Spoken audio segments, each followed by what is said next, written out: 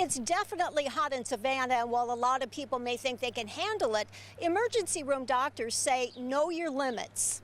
Don't feel like you can beat the heat, and especially as you get a little bit older, folks when you're 40 might be able to handle the heat a little bit better than when they're 50.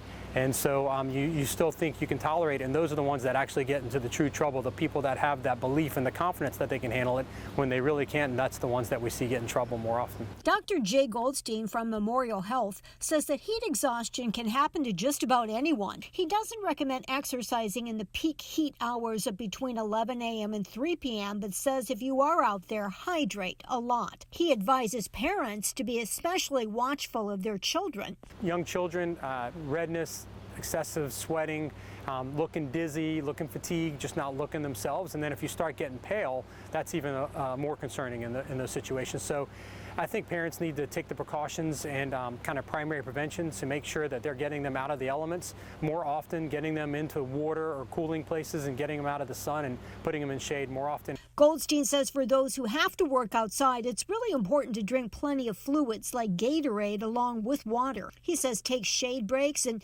even use cold towels to lower your body temperature. In the beginning of summer, people think they can handle the heat and they can't.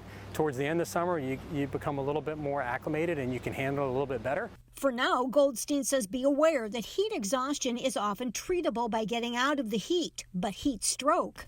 You start getting into heat stroke when you start having extremes of temperature and you have the altered mental status.